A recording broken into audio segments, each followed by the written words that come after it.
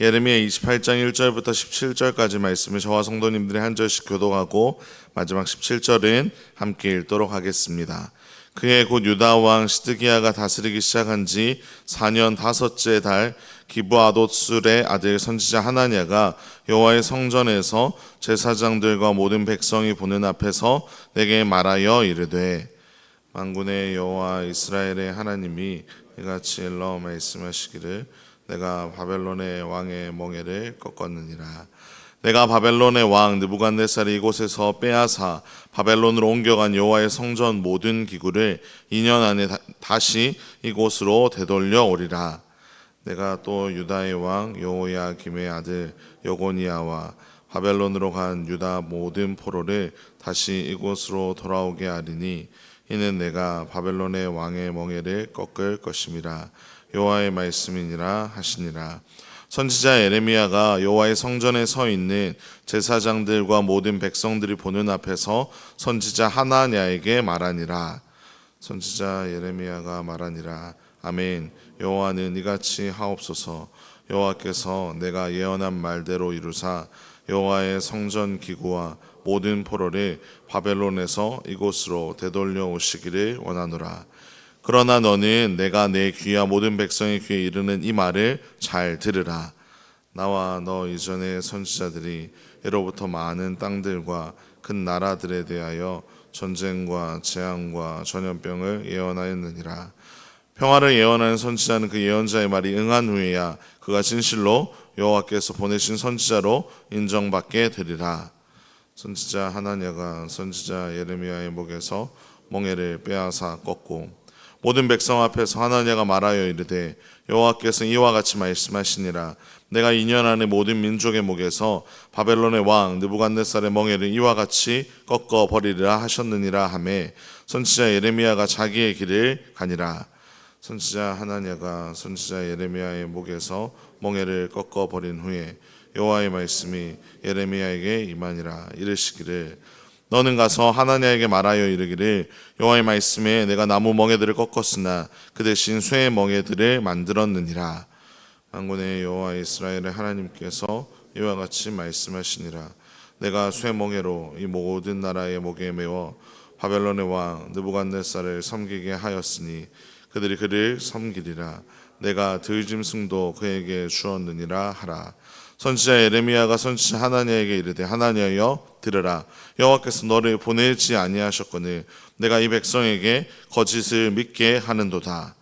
그러므로 여호와께서 이와 같이 말씀하시되, 내가 너를 지면에서 제하리니 내가 여호와께 패역한 말을 하였음이라.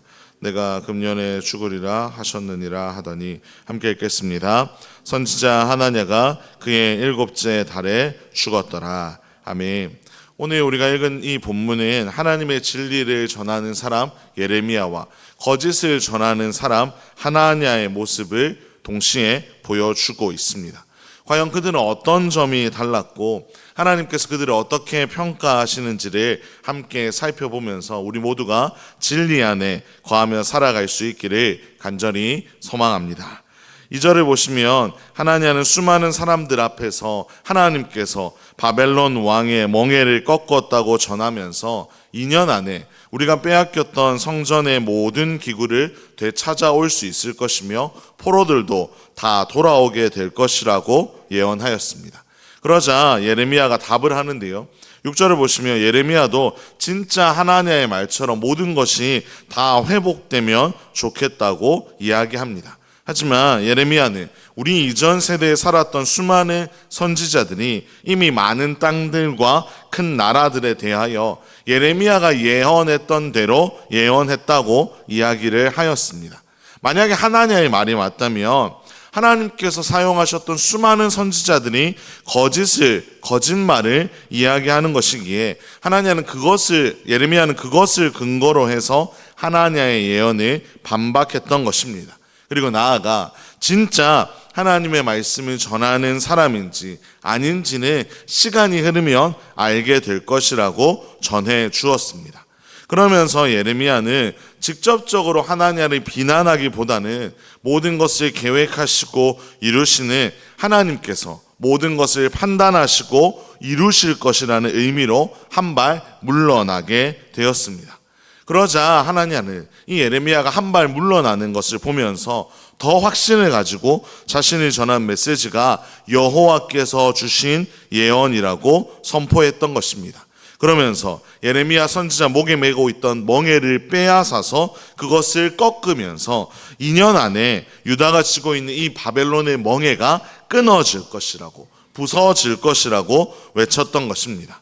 그 순간 예레미야는 싸울 법도 한데 아무런 반응을 하지 않았습니다. 왜 여기서 예레미야가 아무 반응을 하지 않았는지 많은 학자들은 이렇게 추측합니다. 아마도 순간적으로 예레미야가 혼란을 빚은 것 같다고 말입니다.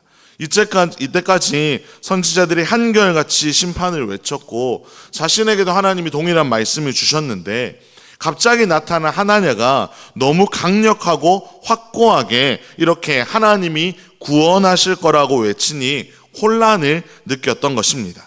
그래서 예레미야는 이 상황을 더 신중하게 해결하기 위해서, 그리고 다시 한번 하나님의 메시지를 전하기 위해 그 자리를 떠나서 하나님의 뜻을 구하러 나아갔던 것입니다. 그렇게 예레미야가 다시 한번 하나님의 뜻을 구했을 때 하나님은 다시 한번 예레미야에게 말씀하셨는데 하나냐가 거짓을 이야기하고 있다고 말씀해 주셨습니다. 그래서 예레미야는 다시 하나냐를 찾아가서 심판을 선언합니다. 하나님께서 지금까지 이 하나냐를 통해서 거짓을 예언하며 꺾은 멍에는 나무였지만 하나님이 이제 그와 백성에게 주실 멍에는 그 누구도 꺾을 수 없는 쇠로 된 멍에라고 말씀하신 것입니다. 즉, 이 쇠로 된 멍에를 짓는 것은 거짓 선지자 하나냐 때문에 유다가 감당해야 할 벌이 훨씬 더 가혹해졌음을 하나님께서는 말씀해 주셨던 겁니다. 결국 하나냐는 죽임을 당하게 됩니다. 그는 2년 안에 바벨론이 회복될 것이라고 예언하였지만, 그렇게 유다가 자유를 얻을 수 있을 것이라고 예언하였지만 결국 그는 2달도 채 살지 못하고 죽게 되었습니다. 성도 여러분, 오늘 본문에 드러나 있는 이 하나냐와 예레미야의 삶을 통해 우리는 우리가 본받지 말아야 할 삶과 본받으며 살아가야 할 삶의 모습을 배울 수가 있습니다. 먼저 우리는 하나냐처럼 자신의 욕망을 하나님의 말씀이라고 이야기하는 사람이 되지 말아야 합니다. 하나냐는 자신이 원했고 사람들이 듣기 좋아하는 말을 하면서 그것이 하나님의 뜻인 것처럼 이야기하며 살았습니다.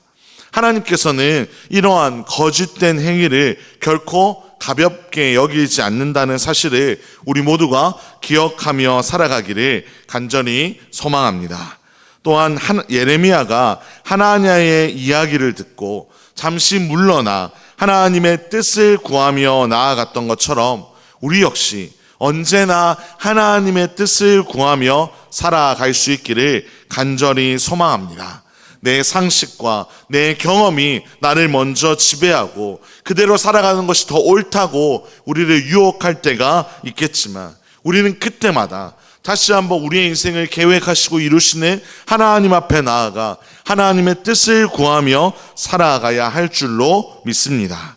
오늘 이 새벽에도 하나님 앞에서 내가 하나님의 뜻을 오해하고 잘못된 길을 걸어가고 있는지를 다시 한번 돌아보며 내 인생을 향한 하나님의 뜻을 다시 한번 구하면서 바른 길을 걸어가는 저와 여러분의 복된 삶이 되기를 주님의 이름으로 축원합니다. 기도하겠습니다. 사랑과 은혜의 하나님 아버지, 오늘도 우리를 기도의 자리로 불러주시고 하나님을 높이며 하나님의 음성을 구하며 이 하루를 시작하게 하심에 감사를 드립니다. 오늘 예레미야와 하나냐의 삶을 통해서 우리가 어떻게 살아가야 할지 알려주심에 다시 한번 감사를 드립니다. 우리가 나의 욕심과 사람들의 속삭임에 의해 거짓의 마음을 빼앗기는 삶을 살아가지 않도록 우리를 선하게 인도하여 주시옵소서. 예레미야처럼 늘 하나님의 뜻을 구하며 하나님의 음성에 민감하게 반응하며 살아갈 수 있도록 우리의 삶 가운데 늘 함께하여 주시옵소서. 이 모든 말씀 우리 주 예수 그리스도의 이름으로 기도합니다. 아멘. 함께 교회 건축을 위한